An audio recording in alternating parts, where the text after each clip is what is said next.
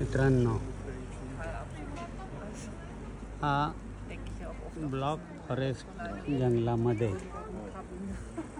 एक झुलता पूल केलेला आहे।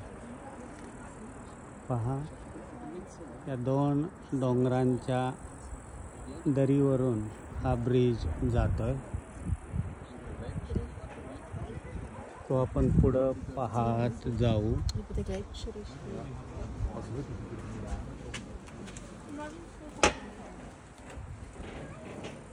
हा जो पूल आहे, या पुलाची लांबी 430 मीटर इतकी आहे। पूर्णपणे ब्रिज हलतोय, म्हणूनच याचं झुलता पूल असं नाव आहे। वरून दोन खूप मोठे रोप गेलेले आहेत।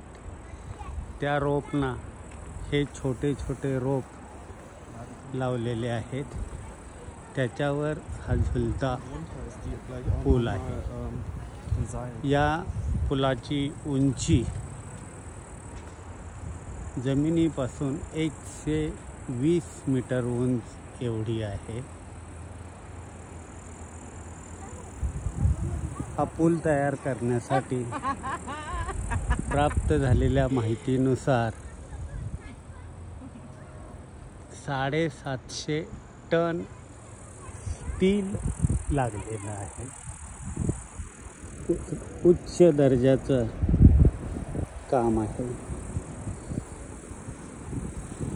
या पुलावर एका वेळी 1000 माणसांचं वजन हा पूल पेलू शकेल, या पद्धतीचं स्टील वापरलं गेलेलं आहे।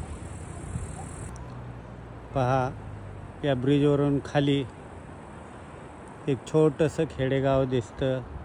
रस्ता, त्या रस्त्यावरून जाणारी वाहनं, अतिशय सुंदर असं निसर्गरम्य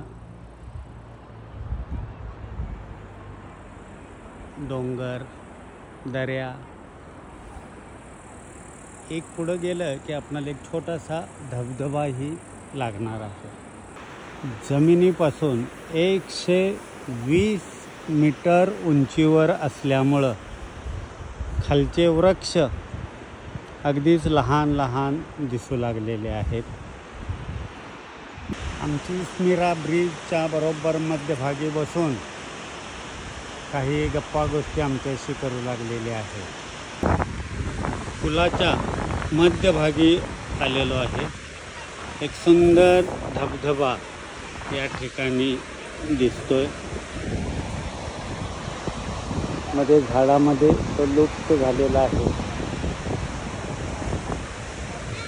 आणि या ठिकाणी खूप सुंदर असं खेळून जाणारं पाणी आहे।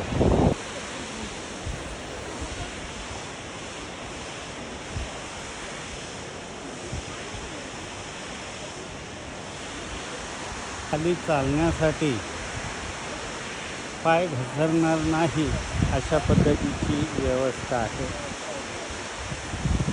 त्यामुळं नागरिक, प्रवासी अगदी सहजगत्या कोणत्याही हाताचा आधार न घेता या पुलावरून प्रवास करू शकतात। पुलाच्या खाली वाहणाऱ्या नदीचे दृश्य आपण पाहू शकता।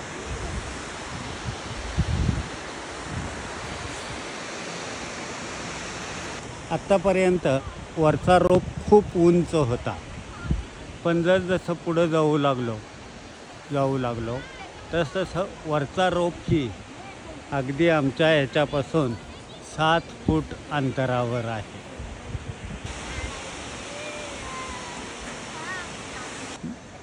हे असे गोल बॉल काहीतरी लावलेले आहेत आणि मुख्य रोप जो आहे तो पहा अशा पद्धतीचा आहे। या मुख्य रोपला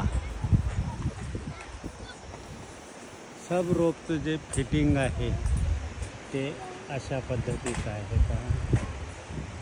फक्त ही वायर वर गेलेली आहे, क्लिप या ठिकाणी अटॅच केलेली आहे.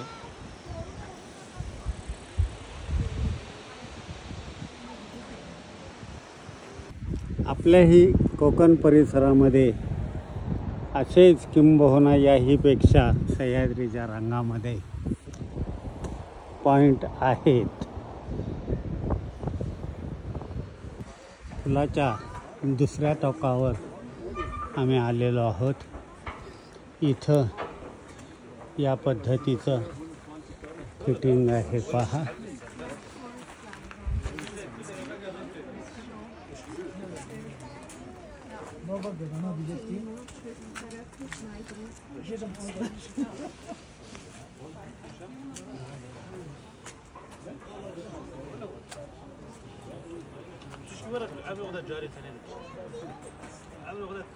ब्रिजसाठी वापरलेल्या या सगळ्या मटेरियल मी शोधून पाहतोय, पण कुठेही गंज अजिबात कुठे लागलेला दिसत नाही.